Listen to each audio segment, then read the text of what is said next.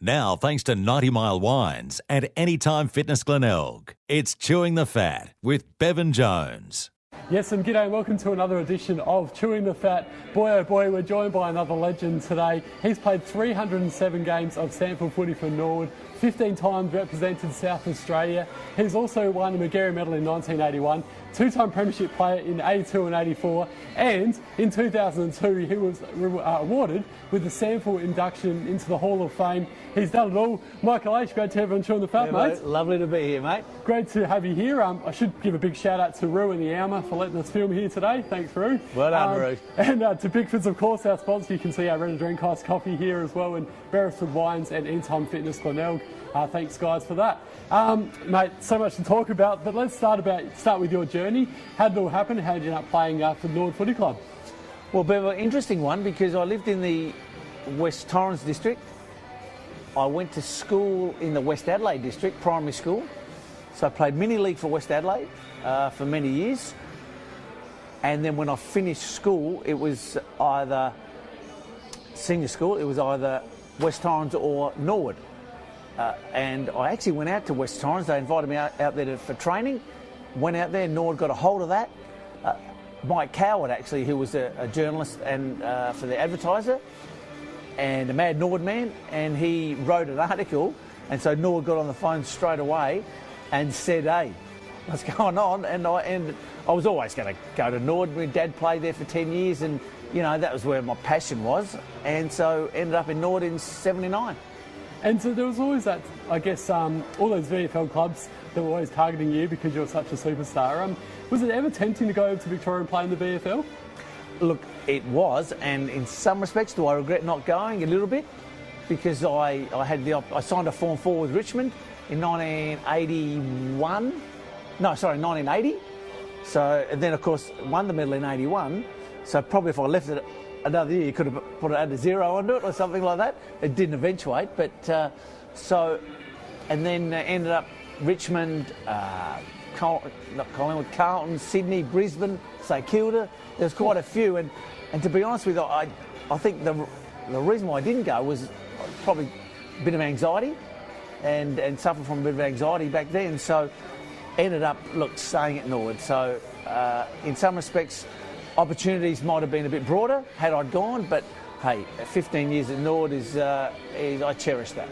And 2 premierships as well, as I mentioned before, 82 and 84. Which one was your favourite of the two and why? Oh, well, always 84 is going to be the favourite. You're playing against the enemy, so to speak. You had a great deal of respect for Port Adelaide. We came from 5th to play Port Adelaide and win by 9 points. It was a super effort, a super game. You know, any grand final win's going to be a great grand final win. In 82, you know, we played Glenelg and we had the week's rest. Glenelg played Port in the prelim. Glenelg had done it pretty hard, and you know, we were just probably a bit too good on the day. But 84, without a doubt, would be my favourite. And talk to us about that big rivalry between Port and Norwood. Obviously, it's not as strong these days with the power reserves. But yeah, why did the two teams just hate each other so much, Aishy? Oh, look, Bevo, it's a hard one. I know from my point of view, Dad plays 10 years for Norwood, right? So we get brought up on Port Adelaide, arch enemy. So it's ingrained into you right from the word go. I did it to my kids, you know, it's just there. And look, them being so successful, I guess, ourselves being successful, it's just the rivalry was there from when I was a boy, you know. Traditional rivals, they call it. You know, there's obviously, you got your Sturts and you've got your other clubs and but Norwood and Port was always been that rivalry there. A great respect, there's no question about that. A great dislike, yes, you know, and, you know, I get it. You look at Port Adelaide and how successful they've been, you know, and the Timmy G's and all that, winning 7, 8 grand finals, super effort, like super club, strong, and, you know, you knew that when you came up against Port, you just wanted to beat them because they were the best, and because of that rivalry. Just because they were, like I said before, they won those premierships. And, a bit like the Doggies in the 2000s. Oh, well, them, so, take that. Yeah. That's incredible. Yeah, 100%. In terms of modern footy versus footy back in the day when you were playing, Aishy, how do you find it? Like, do you enjoy modern footy? Because I know Rudy Manamaker the other week when we spoke to him, said he finds it a bit hard to watch sometimes because it's so defensive. What's your thoughts? Look, I've found footy hard to watch ever since I stopped playing. So it's always difficult for me to watch it. But yes, the defensive side of things is a bit of a concern, and I know that it evolves, and the coaches are always thinking outside the box, which you need to do. Is it as enjoyable to watch? I don't think so these days. You can get 40 touches and half of them they've kicked sideways to you and those sort of things. So, now, I'm not saying that you're going to get 40 touches like that, but you might get a few. So I don't think it's as entertaining. There's no question about that. But look, it's still a great spectacle.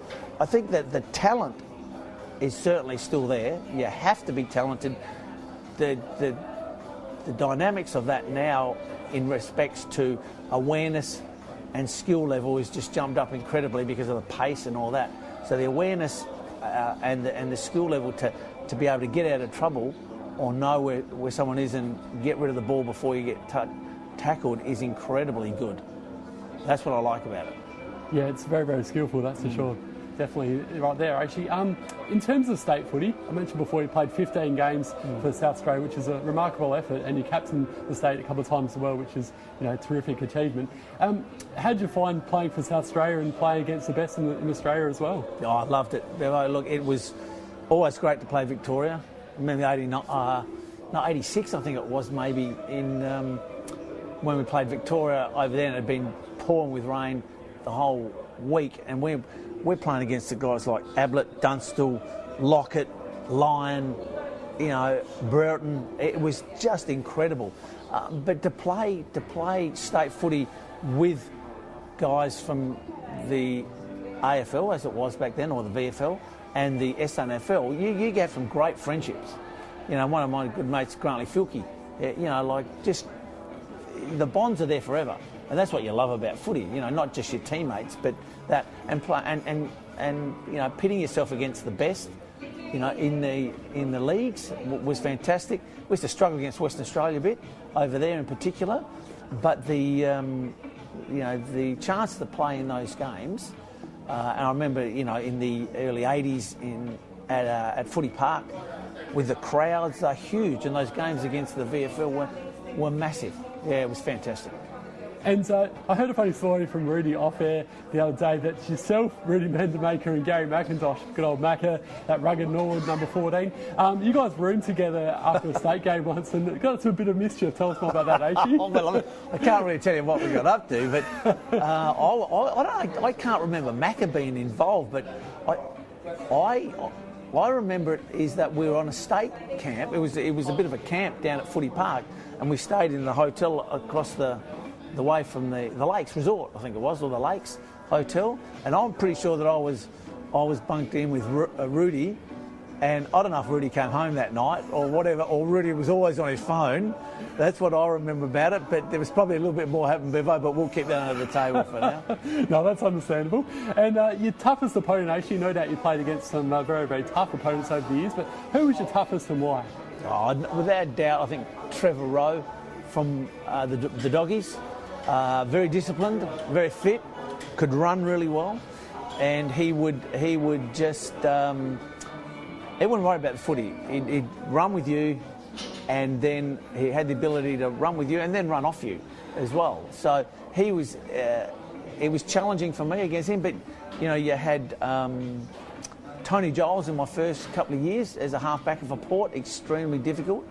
There was another Port guy, his name escapes me at the moment, who was tough, and there's another South guy. They all were very good at their trade.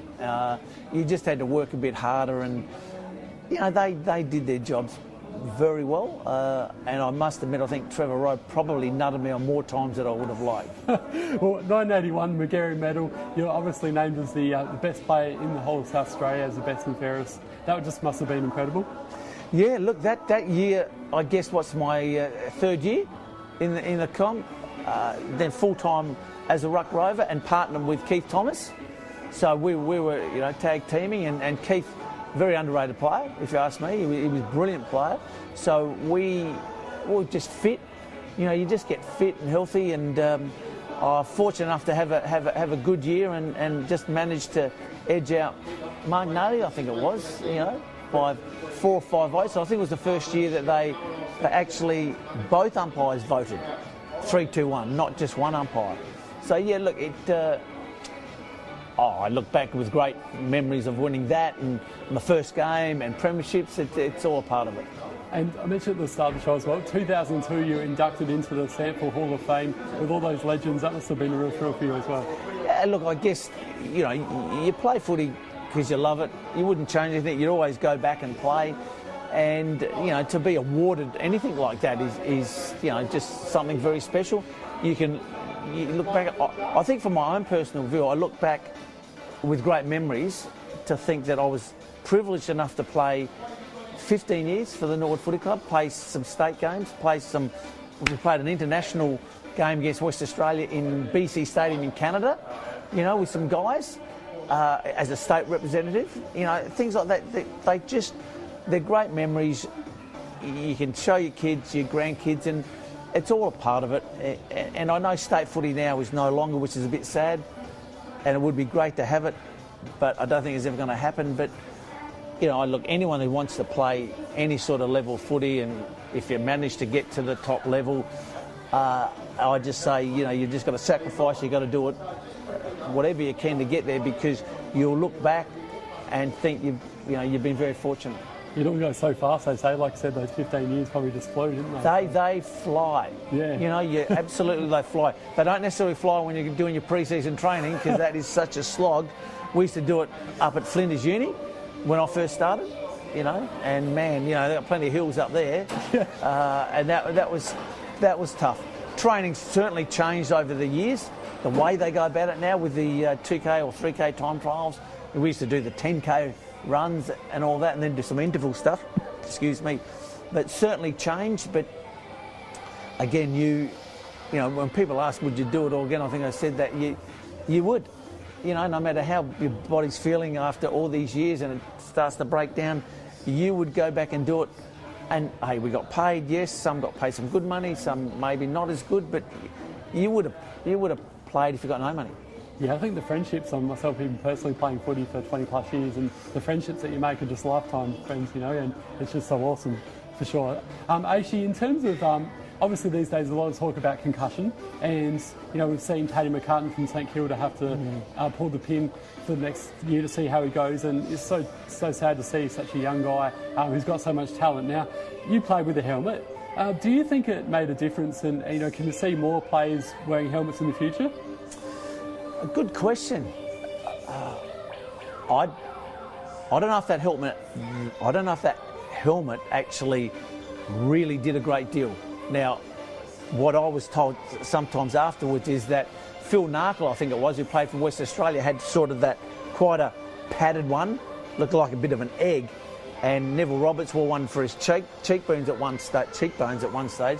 That, they tell me, was sort of going to be much better. Mine didn't have a great deal of padding and the like. But look, did it give me any more confidence? No. Yes, I'd knocked out quite a few times. Does it concern me a bit? Yeah, it does. When you think, short-term, long-term memory.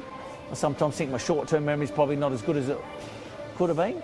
But again, you ask me the same question, would you still play? You would. So yes, it's a concern when you look at even that movie Concussion about the NFL players and what that's done and how that's impacted some of the players. It's incredibly sad what it is, and the leagues certainly have to be on top of that, because it's got an impact and they have to protect you with that. I think they're doing a pretty good job certainly these days. And who would have been your funniest teammate and why at Norwood, and maybe even playing state footy? I think Grantley Filkey would have been the in state footy. He was a character. I think every state game that we got, he ended up with 5 ties and 10 pairs of shorts and socks and all that. But and our character from John Wynn in my early days, 2'8", he was as large as life, and then I guess Macca. Macca was tough, and but he had a heart of gold, Macca. he had a heart of gold, so he was good. I wouldn't want to play against him. I think being on his side was a much better situation. No, he was. I didn't see him get too many get one up on him too often. Yeah. Yes. And the nickname Rowdy, where'd that come from, Aishy? Well, when I first got to Nord, by a guy, Ian Stasinowski, the fullback for Nord, and he unfortunately passed away, old Stazza. He actually nicknamed me Rowdy because the first 2 years I didn't say anything. I hardly spoke at Nord. So, you get there and, of course, it's a bit intimidating. And I was very quiet back then. So you sort of you go in there, you got to do time, you got to get amongst it. So you don't want to be too yappy and all that. So I never was. And, so he just called me Rowdy. I like it. It's a good nickname. Yeah. Well, Michael Aish, it's been an absolute pleasure having you on Chewing the Fat, mate. Thank you so much. Thank you. Thank you to Jeff for filming for us, and to the Amra as well, and all our sponsors. Thanks again. See you next time, guys.